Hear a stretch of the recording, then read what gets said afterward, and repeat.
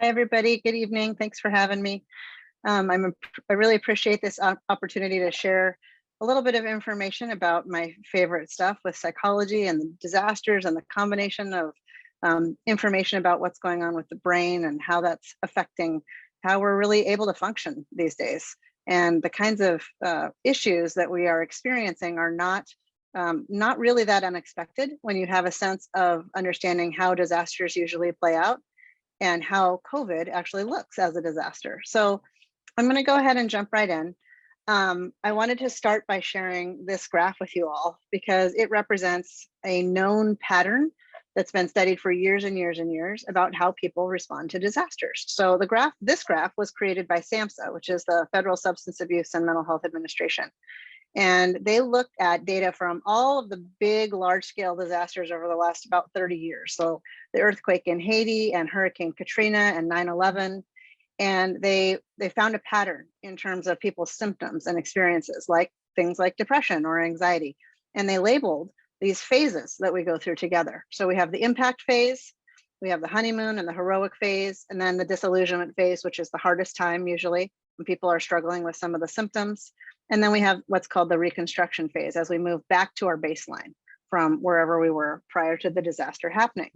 So this is fairly straightforward. We go through this little pattern, but the issue with COVID is that it's not that simple, right? It's been more complicated than that because we've had so many waves of these variants and there's been so many other things, weather emergencies and critical incidents that have affected communities all over the state throughout the pandemic. So this chart is an updated version of that same chart that I just showed you, but it's for Washington State and for COVID specifically. So the second impact that we had, second large scale impact, was at about month 16 from the original. So the first impact was mid-March 2020. We all know what happened in 2020 and how crazy that whole experience was. The disillusionment phase the first time was in the fall and winter months of 2020 and heading into 2021. So by the time we got into last spring, people were starting to feel better. The state was opening up. There were more sort of opportunities for people. Kids were coming back to the classroom.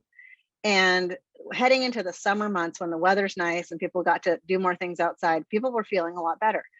But when Delta hit, that was about August and into September of 2021. And that really kind of shook us up a little bit because we weren't expecting things to be that significant or that severe. So what ended up happening at that point is that people's behavioral health experiences, including children and youth, right? Nobody is immune to this pattern. People tended to experience different pathways and different sort of sets of symptoms that went along with that. Some people were doing fine. It was like, okay, no big deal. And other people were really struggling. And I got asked a lot this last fall when school started in 2021 in September, why does it feel worse this year than it might have in 2020? And the short answer is because anytime you have what we call a disaster cascade, that's more than one impact in a very short amount of time. Anytime there's a disaster cascade, people are already tired. They're already worn down. They're already dealing with so much stress and so much sort of upheaval in life. And then you have another thing that you have to deal with. And it's quite a big setback.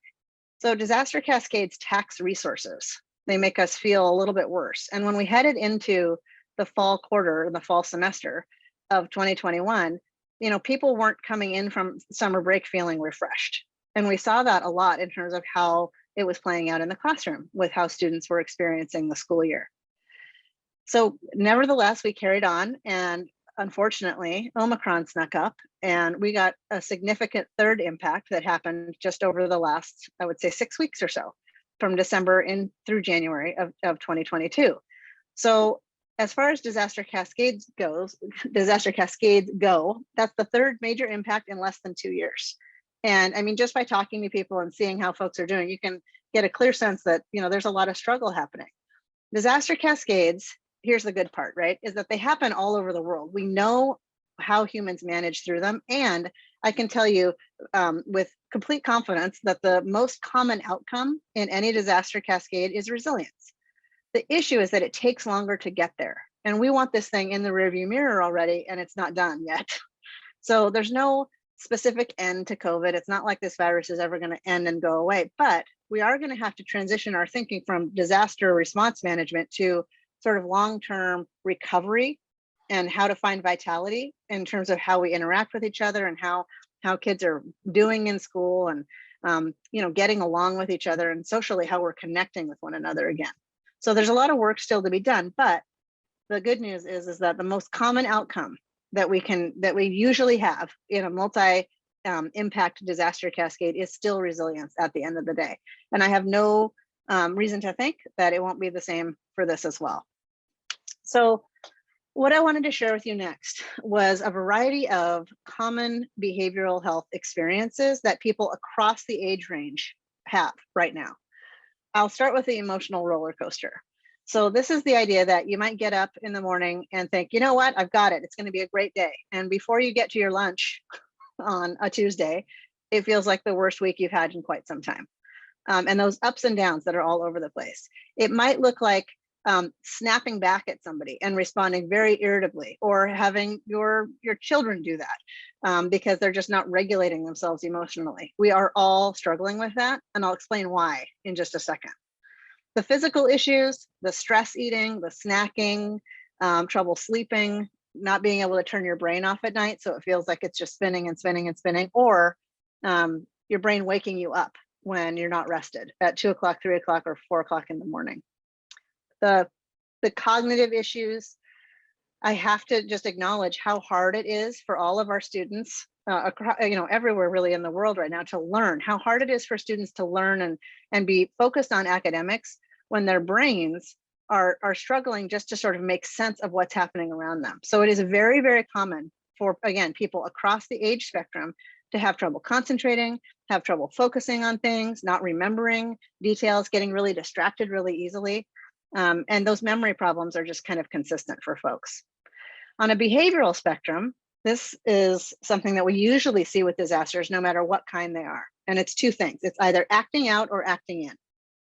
And all that means, it's not a judgment about anybody. What it means when we experience those behaviors is that for people who act out, we tend to express distress externally, right? So we let it out. And that's maybe aggression or hostility, sometimes substance use, or maybe even illegal behavior at times. On the other end of the spectrum, we have people who act in. And acting in is when you express distress internally, right? So you pull back, you withdraw, you isolate, you don't participate, and you kind of shut down even when you don't have to. And what I'm hearing from a lot of teachers in the classroom is that those behavioral experiences are things that are playing out across grade levels. And obviously not just in the Kelso School District, but all over the place as well. There's lots of social upheaval. There are relationships that have been torn apart by this virus and this pandemic. There are friendships and family dynamics that won't be the same. And those are pieces of the disaster recovery experience. And then also just giving a note to our spiritual experience as well. It's very common in disasters for people to either have a changed relationship with regard to their faith or a higher power, whether that's a closer or a more distant relationship, either one. So the reason why, so I gave you all of those symptoms and I talked about the common things that we see, but this explains why that's the case across all of those categories. The limbic system is the primary system in the brain that's affected when we respond to a disaster, a big thing that's going on that's negative. The job of the limbic system in the brain is to keep you alive and to keep you safe when you're confronted with something that's really unexpected and especially negative. So the pandemic fits right there.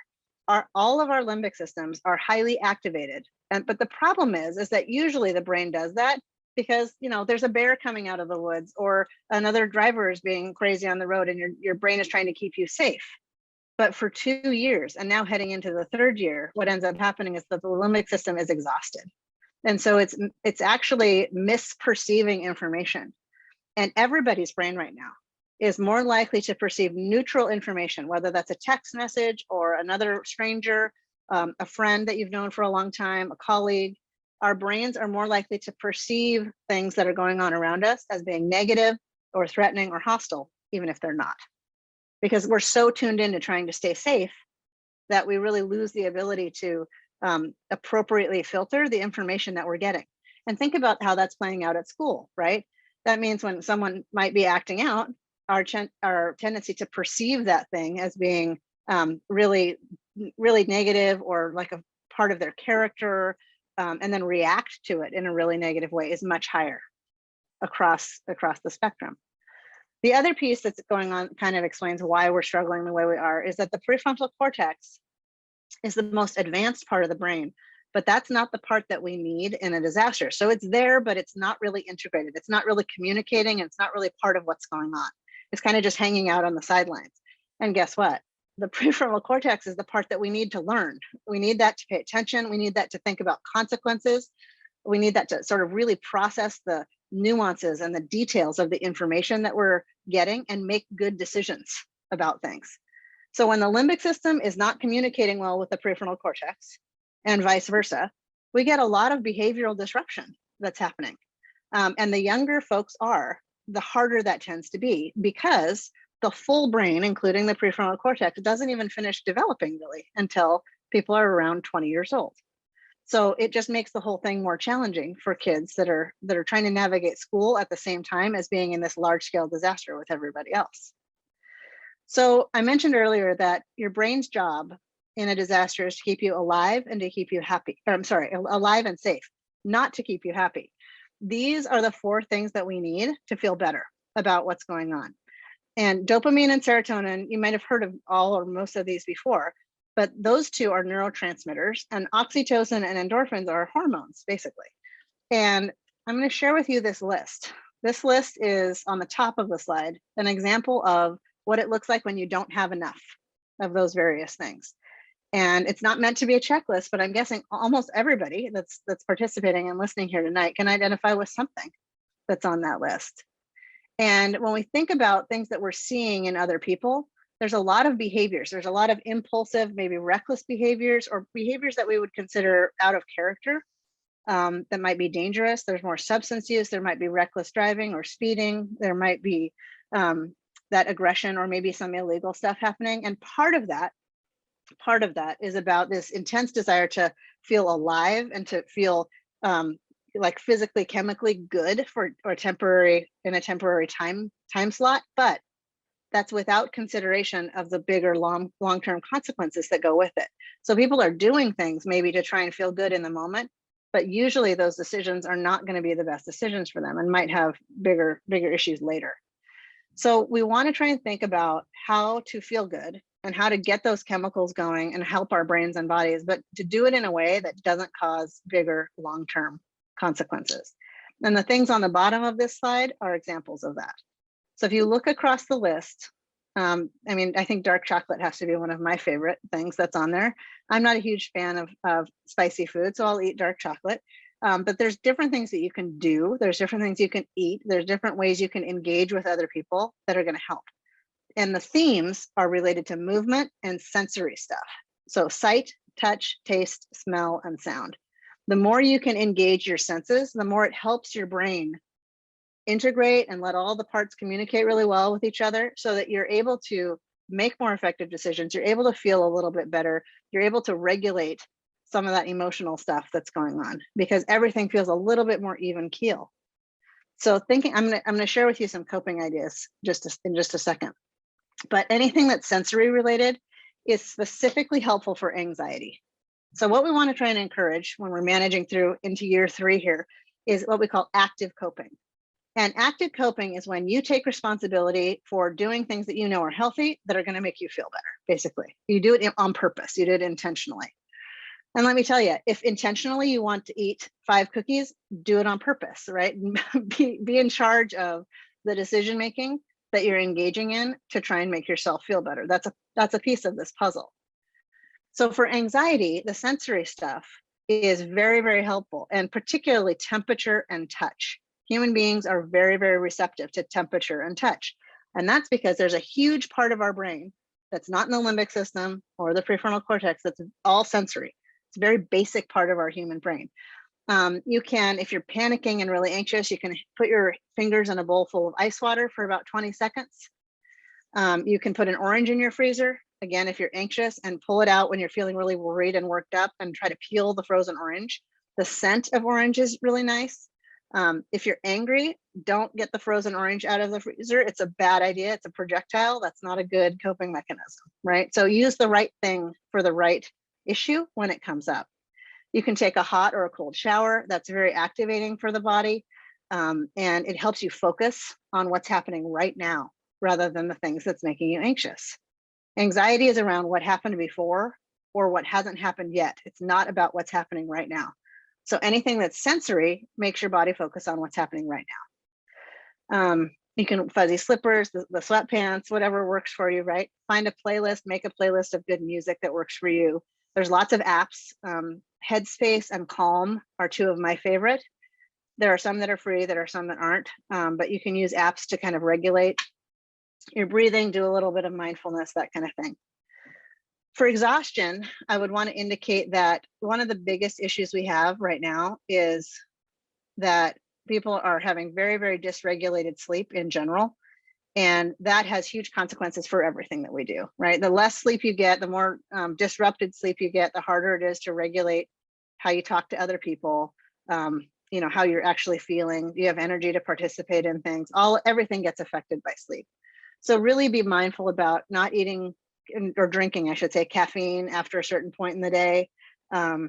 Being aware of how blood sugar affects your body's ability to calm down at night, and really kind of managing that. I've got a 6-year-old here who's very excited about something out in the hall. Anyway, the ability to regulate what we're intaking near our bedtime really helps stabilize the sleep issue. If you take a hot shower before bed, when your body cools off, it releases melatonin, and melatonin is one of those things that we need for sleep. If your brain wakes you up at 3 o'clock in the morning, rather than picking up your phone or an iPad or a device of any kind, if you're trying to remember something, or if your brain woke you up for a particular reason, use that notepad. Write down the things that are important to you or the things that you're trying to remember rather than picking up that device. Set good boundaries around sleep and wake time as much as you can. For depression, that one is the trickiest, I would have to say, I think, of all of these in terms of how we manage it with modern psychology. I would want to advocate for something called behavioral activation. And that is taking small steps, very small and very manageable, in the direction that you want to go. Making a small change that feels reasonable. For example, many of us would say for a New Year's resolution, I want to lose 15 pounds, but that doesn't happen overnight. And that's not very realistic. What we want to try and do is say, I'm going to get up and I'll drink a glass of water every morning because I know that's healthy for me. That is a much more reasonable goal because it's more likely to be successful. So to make a small step in the direction that you want to go, rather than setting the goals too big and then not being able to meet them. Make a list of things that you know work for you. That's the active coping. It's really getting out in front of some of the distress that we have. Put it on your refrigerator. So when you come home after you've had a bad day, right, you have a list of things that you know work for you. The last thing you're going to want to do on a bad day is come up with something to make yourself feel better. You need to have that list already available to you. Things that take anywhere from 5 minutes, like petting the dog or going for a walk, right, listening to your playlist, to 5 hours. You could find your favorite show and sort of binge watch that if you wanted to, or you could maybe make some cookies for a neighbor. There's lots of ideas out there. Any kind of movement is also going to help with this. So these active coping skills are something that are really important to sort of keep in mind as you're trying to be empowered to navigate, the beginning of year 3 of this pandemic. How do you take charge and feel empowered to really manage these behavioral health needs? And this is the way to start with that process. So as we move forward, we want to talk about the 4 ingredients of resilience. And these are them. They totally look different for everybody's life, right? The way that purpose feels for me is different than how it feels for someone else. But the idea with purpose is that it's about goal setting, right? So you had to make your goals the right size for you so that you're experiencing that success I was just talking about. That you're setting them at a time frame that makes sense. You're not making some huge goal that's just so outlandish and difficult to reach that you're going to experience failure if you don't get there. So making sure that the goals you're setting are the right size, and also making a to-do list and checking off the things that you've done to give yourself credit, like acknowledging, yeah, I did that today. I managed that. Even if it's not an achievement, right? It could be about like a relationship purpose, like I was a good friend to someone and I'm giving myself credit for that. Anything works for purpose and it's very unique. Connection is also very unique. Connection is about anything that prevents you from being isolated, right? And it's been hard to come by in this pandemic, especially with, a lot of virtual learning that we were doing. So connection can be a relationship with God or a higher power. A connection can be pets or friends or family or your sports teams or your social group, right? Anything that prevents you from feeling like you're alone, or and that makes you feel like you're part of something bigger than yourself. And really watching out for your friends and for teens and youth in your life who might be withdrawing a little bit and not participating. Those are the folks that need connection more than ever right now, and checking in with them to see how they're doing. The last bit is about adaptability and hope, and they really go together. So adaptability is when we shift our thinking from something being a threat to being a challenge, right? When something negative and unexpected happens, like my children home on quarantine again, then we have to figure out how to deal with it, right? And if we panic, then we're seeing it as a threat. And if we say, okay, who do I call? What are my resources? What do I have to do? What things can I move, right? How do I manage this? Then I'm thinking about it as a challenge. And if I practice doing that, I increase my adaptability, which is very healthy, but it's really hard. Adaptability is the hardest one to do out of all these. But when you do that over and over again, you get hope. Hope is a byproduct of that practicing adaptability. So hope is something that is also, just to put out there, hope is something that's very relative to our social experience, and hope is harder to come by sort of intrinsically for people who have experienced racism and discrimination and marginalization. So people have varying levels of innate hope, and it might be harder for some folks to access hope in a disaster like this than it is for other people. But if you practice adaptability, you get a little bit more of that. The example of resilience is a tree, right? So the purpose is the fruit of the tree. What are you producing? Your adaptability is the trunk of the tree. The hope is the moss that grows on the north side of the tree, which is realistic opportunity, right? The moss likes it on the north side of the tree where it's dark and cold, right? It does well there. But hope is real. It's not the same thing as optimism. And then finally, the connection are the roots of the tree. That's what grounds you and gives you support and nutrients. So think of that tree model for the resilience building. Oops. And then just a couple last minute things. I think you have all probably seen the Swiss cheese model for COVID. This is an example that I shamelessly borrowed from, I think, the University of Iowa, actually. And I updated it to reflect behavioral health considerations for youth.